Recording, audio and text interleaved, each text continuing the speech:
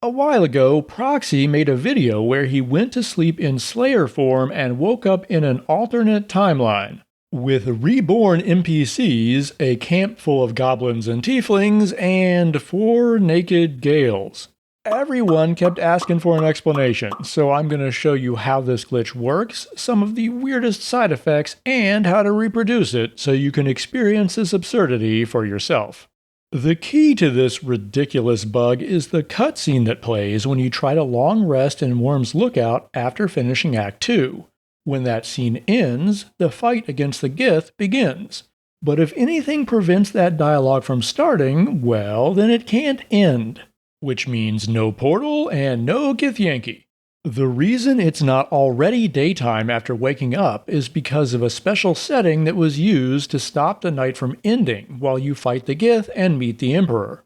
However, that setting is turned off after one long rest, so go to sleep a second time without letting the cutscene start, and you'll wake up during the day, re-enabling the use of waypoints. But if you return to the Shadow-Cursed lands, things are going to look a lot different than when you left. Last Light Inn is full of shadow creepers attacking you, Marcus's ghouls attacking the Harpers, and a shirtless Marcus attacking his own crawling claws. What in the hell is going on here? Okay, I gotta get a bit nerdier than usual to explain this, but I think you can handle it. When you first reach Worm's Lookout, the developers assume you'd never be going back to Act 2. So to free up space in your save file, they delete the level cache for the Shadow-Cursed Lands map. And that cache file stores a lot of information about anyone or anything unique to that zone, which includes whether an NPC is alive or dead, and if something is off stage. And if you're new around here, allow me to explain what that means.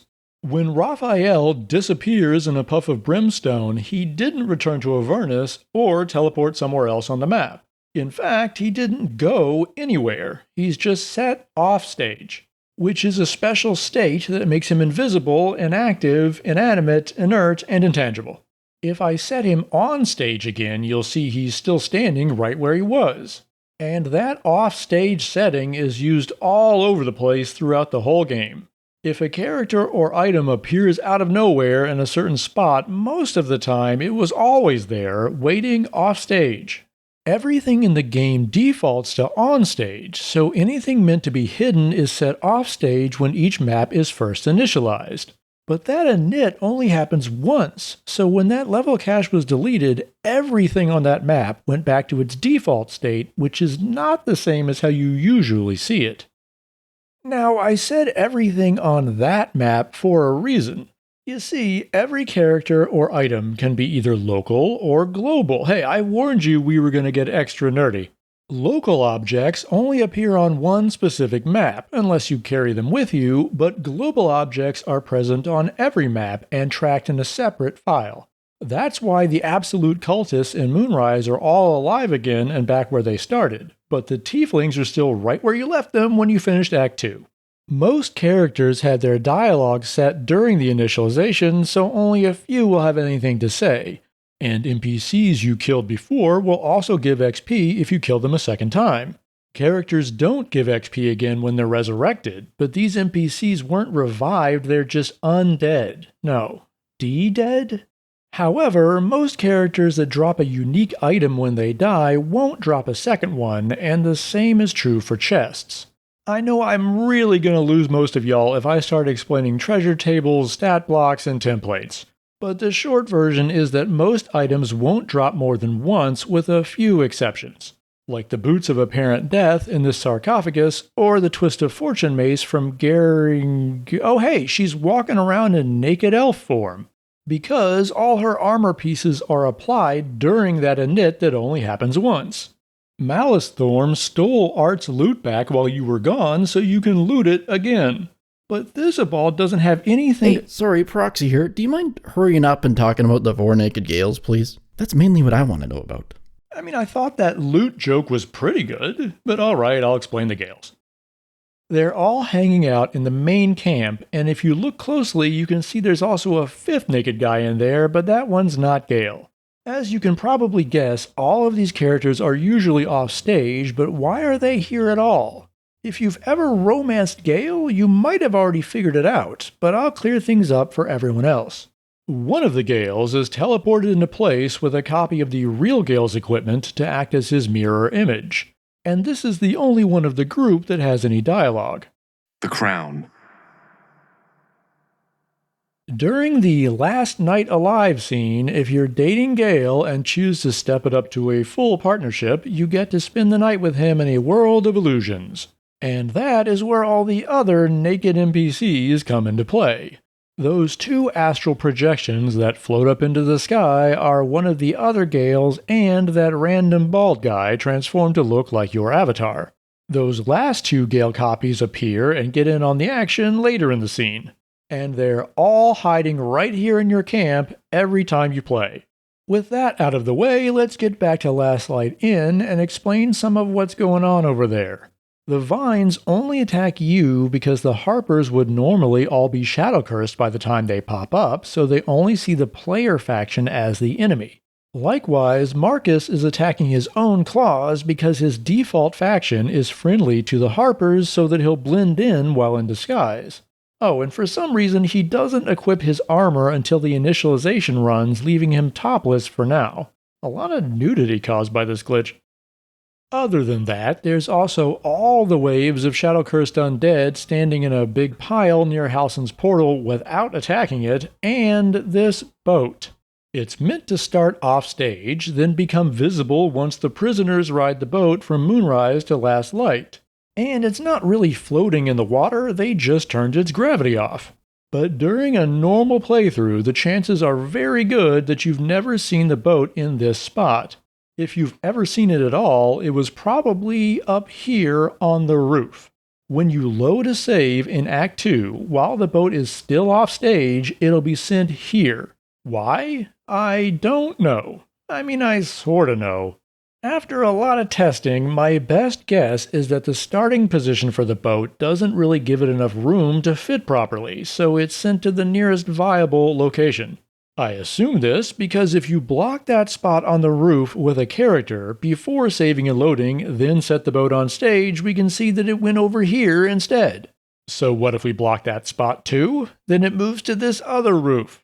And if we also block that spot, the boat is sent way out here, even if you have a character in the way. Though if you look closely, you may notice that the boat seats are missing, and those you probably have seen before, but you didn't even realize it. Because instead of joining the boat up on the roof, they show up over here. And since there's already a bunch of other wood items in this area, these wooden planks don't seem out of place. But now that you know what they really are, you'll never look at them the same way again.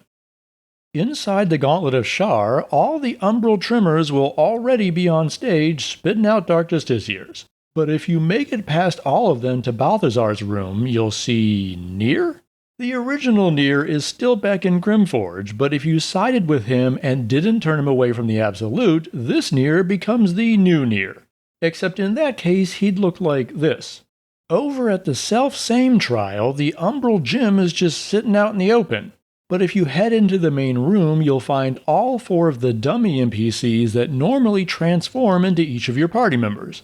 Lythindor will be standing around in elf form giving a lecture on rat history to all his rat pupils. And if you walk past the Diplo rat and into the Shadowfell, all of Balthazar's skeletons will be chillin' on the platform. Though if this is where you fought Balthazar, all these undead will be hostile because faction relationships are tracked globally, not locally. As for the Night Song, if you spared her the first time, she's back in your camp. But if you speared her instead, she'll still be lying here, now fully equipped with her armor and sword. There are a few interesting things to see in the Mind Flayer colony, but the usual route from the top of Moonrise Towers is not going to work. There is another way in there, but I'll get to that a bit later. Here in the morgue, you'll find this so-called corpse standing around looking very much alive. When you press this button, he's set on stage and killed at the same time, creating the appearance of the corpse falling out of the chute. Near the typical entrance, there's a tentacle that should be visible whenever you reach the colony by talking to Catherick instead of fighting him, but it's bugged. Which is a shame, since it has unique narrator lines if you click on it. A giant stalk of flesh rests before you, fibrous tendrils snaking up and away into darkness. It pulses like a living, breathing thing. It is alive. Your tadpole echoes awareness, and the deep, savage fury of a wild thing caged. This being, the colony itself, burns to rage, to tear these impostors from its core. And instead it rests like a docile pet. The elevator down to the final showdown room works just fine, and all of Catherick's friends are alive again. However, Catherick himself is still dead right where you left him, since he's a global character for some reason. And don't worry, you're not trapped in here. The exit may not be easy to see, but clicking it will take you back to Moonrise just like before. When you've had your fun in this alternate history, just walk to the normal Act 2 exit, watch the Shadow Curse cutscene play again, and you'll end up back in Worm's Lookout. Now, this is where I would have told you that you're soft-locked because there's no way to get into the prism and move on to Act 3. But while I was already working on this video, Larian released a hotfix that specifically addresses this Act 3 transition. Did they fix the time travel bug? Nope, they made it even better.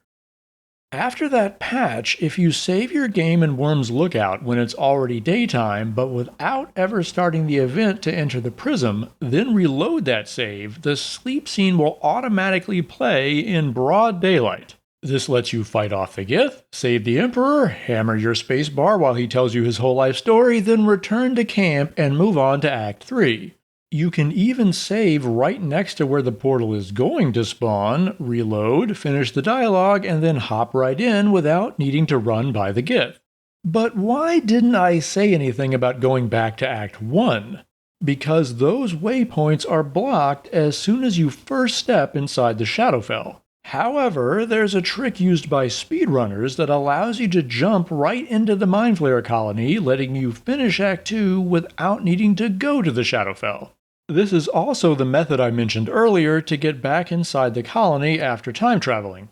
To do this trick, first head to the oubliette by jumping down the hole behind the Warden's office in Moonrise Towers.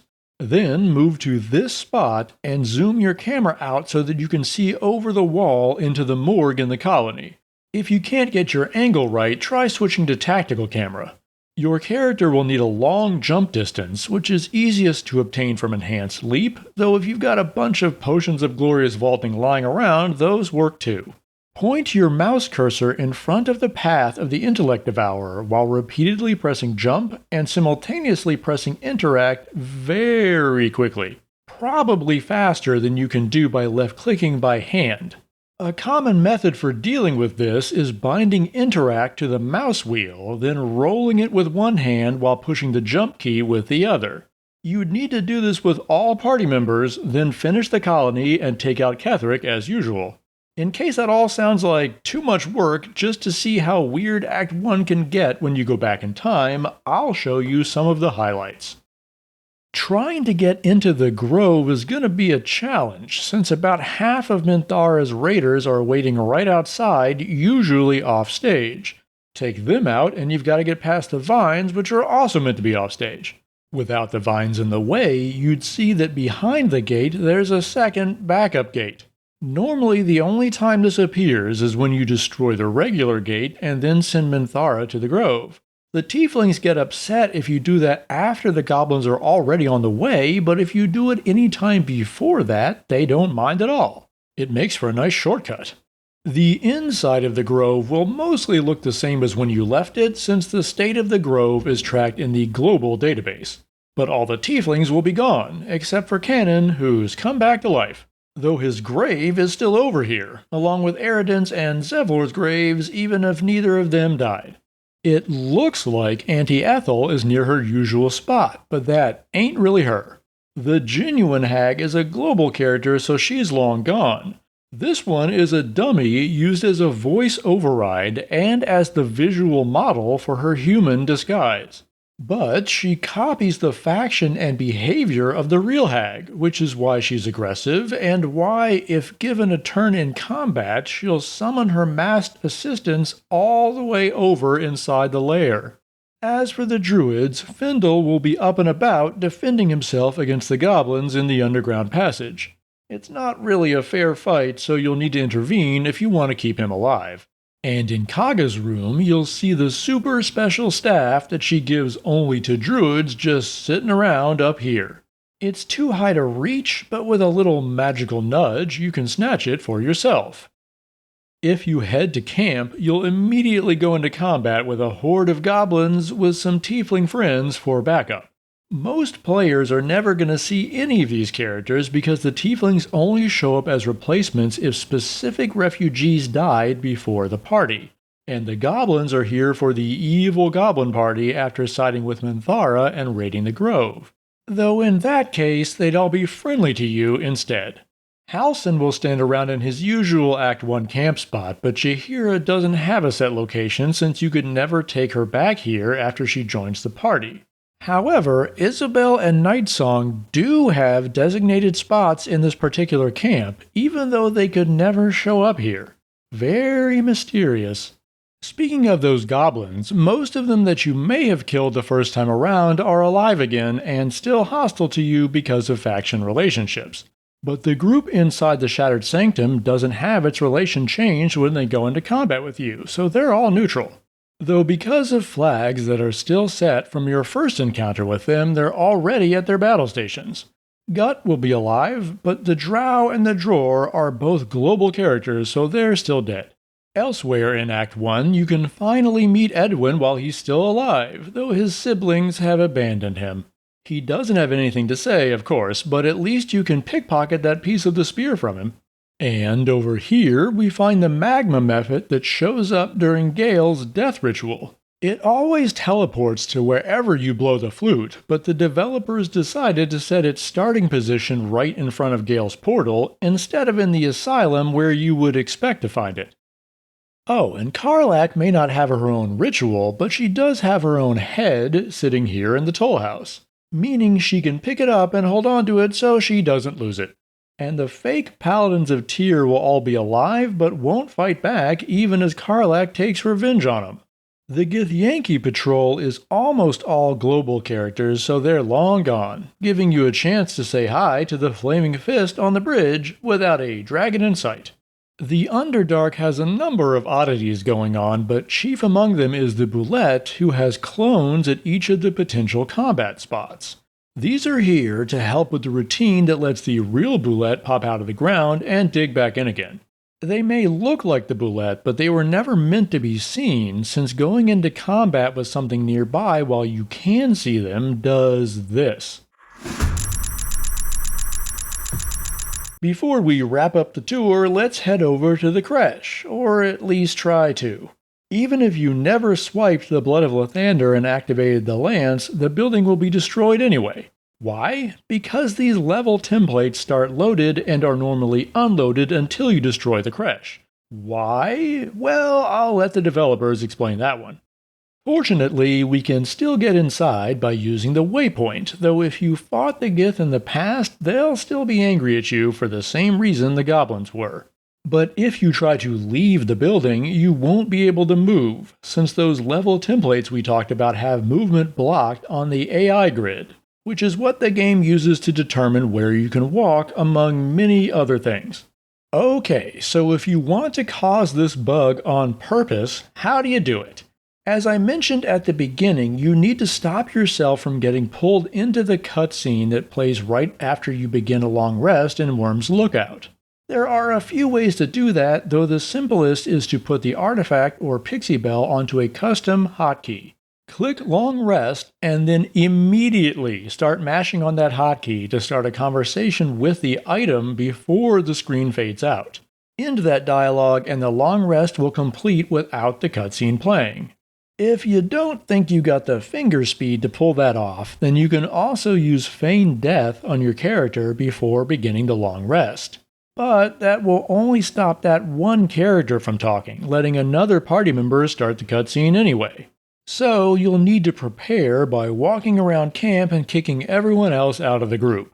Fortunately, there's a very convenient source of feigned death from the boots of apparent death in the sarcophagus I mentioned during the Act 2 part of the tour. Whichever method you use, you'll need to do it twice to wake up during the day and use the waypoints. If you use the boots to cast Feigned Death, you can just short rest to reset the cooldown and cast it a second time. And of course, you can also try to go to sleep while in Slayer form if you've got that handy. You know, Proxy will get credit for discovering this trick because of his video, but I actually first saw someone mention it a long time ago on Discord. So the person who should really get the credit is this guy. Oh. Now, the level cache file I mentioned is just sitting around on your hard drive while you're playing, so there's nothing stopping you from manually deleting it and recreating the effects of this glitch without going through any of these other steps. Or even swapping in the level cache from a different save to really give yourself an alternate timeline. I'm not going to try to explain how to do all that in this video, but head on over to my Patreon page and you'll find a post where I went into detail. It'll be free of charge, but if you'd like to join the wonderful people you see on screen by supporting the channel, it would be very much appreciated. Thanks for watching.